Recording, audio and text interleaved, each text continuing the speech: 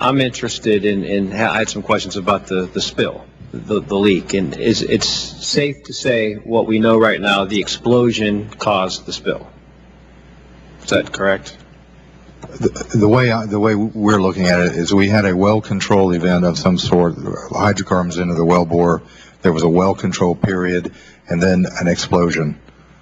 Then there's a related but separate event about the safety equipment and whether that worked once things happened. Well, that's the second issue. Thank you, Mr. McKay. The failure of the blowout valve is what's responsible for the situation that we find ourselves in today. The simplest way to look at it, we had a horrendous industrial accident due to a well control event and an explosion. Then we've had equipment, and we don't know why, that didn't work, that I think effectively has been responsible for the size of the spill that we have now in the ongoing operations. And there are other scenarios, of course, that exist that would cause a spill, that would cause a leak of this sort. Is that correct?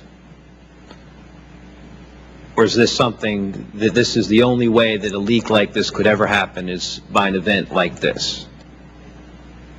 I think the leak of this magnitude would take a well control event and then a failure of a piece of equipment. Yeah. Is there any technology that exists that you know of that could have prevented this from happening? I don't know of a piece of technology that could have prevented it. I do think we will learn about how to build in potentially more redundancy and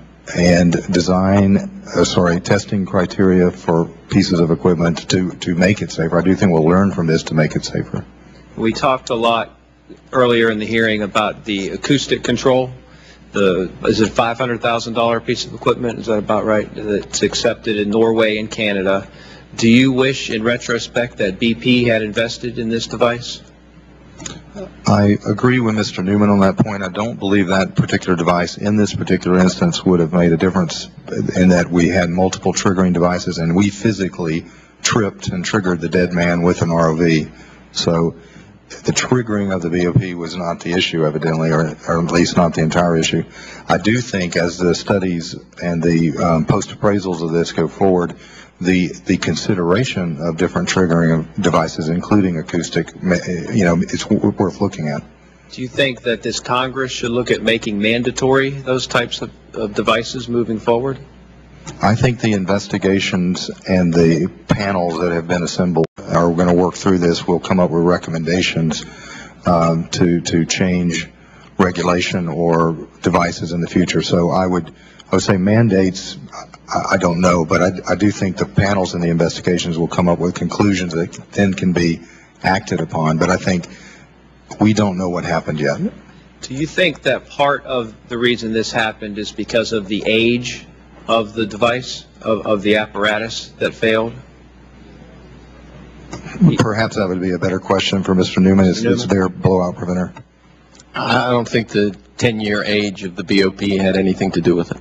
Is there any reason to think that in any other rigs, that offshore platforms, that this is going to be a problem that we should look into solving before something like this happens?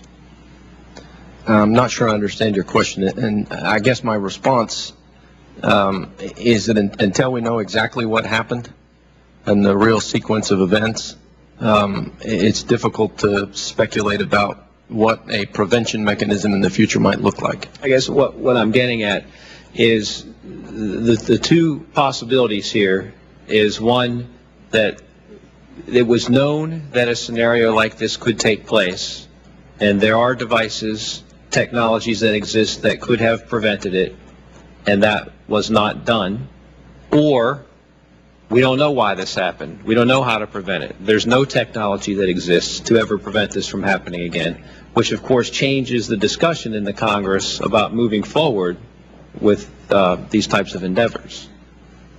Well, I'm not sure we can bifurcate between those two until we know exactly what happened in this particular case. It's entirely possible we may, after the full fact-finding and airing of exactly what happened, we may conclude that this was a scenario that the industry should have planned for. Just a comment. I do believe the multiple investigations are going to determine cause of the the explosion and the well control event, as well as the issues around the blowout preventer. It may take time.